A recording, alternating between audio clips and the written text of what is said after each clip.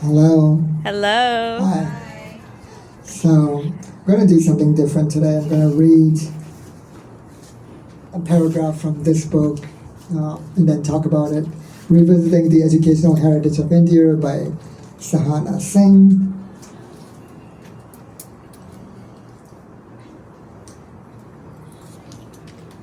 And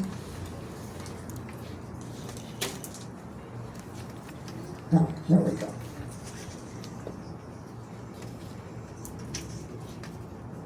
So, for context, she uses the word brahmacharyas, which are male celibates, which is a topic for another time. Brahmacharyas typically wore kopina, a cloth tied over the genitals and secured tightly by strings, which helped to keep sexual urges under control. In fact, it was often the only piece of cloth worn and indicated the celibate status of the males. Married men did not wear the kopina unless they were taking part in wrestling and other sports. The self-control imbibed during the brahmacharya period was an important tool to retain balance even during married life. It is worth noting that young men in India were asked to wear kopina rather than forcing women to cover their faces and bodies. Imagine a world where men were told to cover up, men were told to cover up instead of women, men were told to have self-control, men actually being held accountable. Yes. Now, if this is a surprise to you or shocking to you, or if you didn't know this, or if you can't even imagine such a world, it's all by design.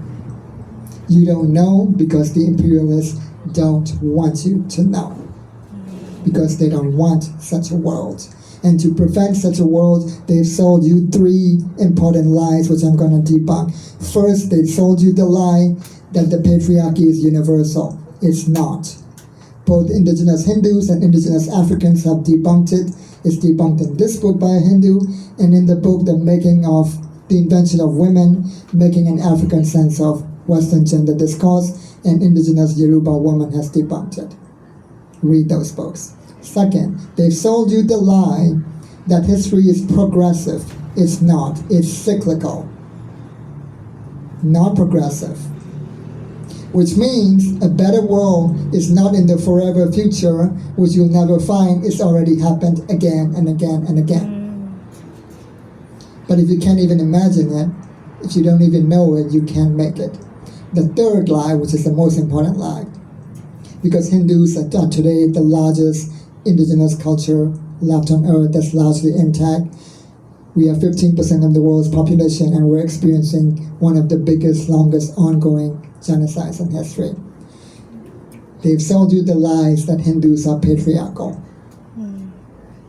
And this debunks that lie, among many other things.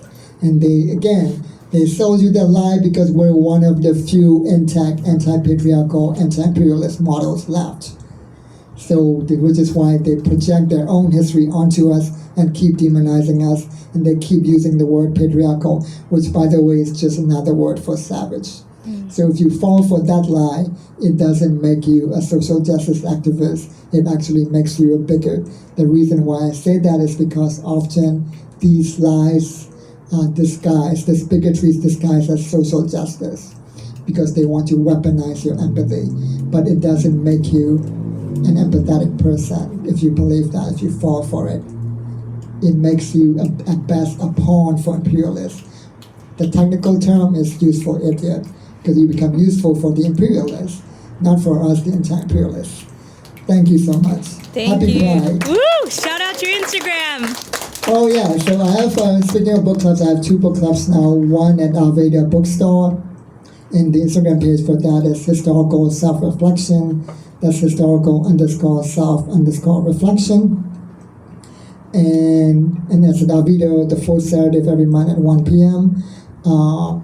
By the way, I read history because knowing that history is cyclical is what gives me not hope. I don't believe in hope, not fear, but an unshakable trust and faith that the world will get better. And therefore, I also have a private online book club where we read books that are deeper, that go deeper into the subject.